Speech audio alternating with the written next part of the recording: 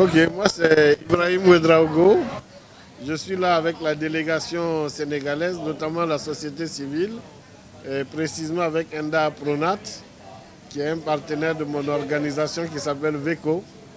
Nous sommes là dans le cadre d'interpeller la plupart des participants au forum, mais surtout faire des propositions concrètes à la conférence sur la question de l'accaparement des terres en Afrique.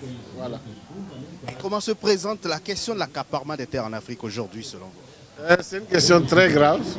Elle ne peut pas être ignorée, étant donné qu'il y a des violations flagrantes qui sont suivies de manifestations assez violentes des populations, pouvant aller jusqu'à des pertes de vie humaines, à des emprisonnements. Et heureusement, avec la connexion entre les paysans africains organisés et puis la société civile, il y a eu une forte médiatisation de leur situation de victime, ce qui permet de conscientiser, disons, l'audience la plus large possible, mais aussi d'inquiéter nos autorités pour qu'elles puissent prendre en compte ces questions-là et trouver des solutions. Alors, au-delà de la thématique que vous soutenez, quelles sont vos attentes par rapport à Rio, la conférence dans son ensemble? Non, bon, disons, il faut dire qu'en venant à Rio, on ne se fait pas beaucoup d'illusions, parce que ce n'est pas la première rencontre mondiale. Avant Rio, il y en a eu beaucoup.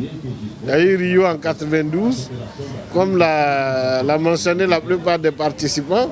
On n'a pas eu de bilan entre Rio 92 et 2012. Alors sans bilan, c'est un peu difficile d'avancer, parce que le bilan aurait permis de voir là où il y a des avancées, là où il y a eu des difficultés, là où surtout il y a eu du tâtonnement. Sinon, on risque de sortir encore avec des propositions, des engagements qui ne seront pas tenus, et on aura fait peut-être une rencontre de plus. Bon, on est heureux que la question de la durabilité soit à l'ordre du jour d'une organisation comme les Nations Unies, mais vous savez que l'influence des Nations Unies sur les multinationales et certains pays, ça reste très limité. Et donc, quand on se rend compte que les intérêts des multinationales sont souvent menacés pour des questions de réduction des effets, des émissions de gaz, des émissions toxiques sur l'environnement, on se rend compte que pour eux, ça coûte très cher. Et le changement n'est pas pour demain. Mais nous pensons que Rio, plus d'autres actions après Rio, toute la conscientisation, l'interpellation et surtout la mobilisation aussi des populations du Nord, avec leurs habitudes, le changement les nouvelles habitudes de consommation qui rejettent les anciens modes, ça peut amener petit à petit ces multinationales à changer de comportement. Pour finir, comment vous appréciez la participation de la société civile africaine à Rio? Bon, il faut dire que si on est au Forum des peuples, l'Afrique est bien représentée.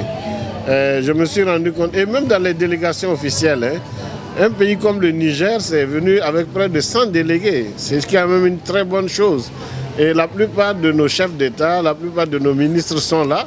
On peut dire qu'on est présent. Mais est-ce que nous aurons le poids qu'il faut malgré notre forte présence? Mais ça témoigne que l'Afrique a confiance en ce genre de rencontre et espère. Et je crois que le risque, c'est la déception après, de voir que l'Afrique peut apporter beaucoup en matière de durabilité, en matière de protection de l'environnement, en matière déjà, même nos paysans, si vous regardez, des études ont été faites dernièrement qui prouvent que les paysans du Sahel, après 25 ans d'application de techniques simples d'agroécologie, ont pu sauvegarder pas mal de terres et résister et rester dans des endroits qui sont invivables. Et ils les ont rendus vivables. Ça veut dire que vraiment il y a beaucoup de génie en Afrique et que la contribution de l'Afrique peut être significative. Mais malheureusement, vous savez que ce n'est pas ça qui va peser ici, c'est surtout l'incidence financière pour la plupart des multinationales qui voient les changements de comportement comme des pertes importantes pour eux, et pour elles du moins, et c'est elles qui freinent la plupart des jeux. Merci beaucoup.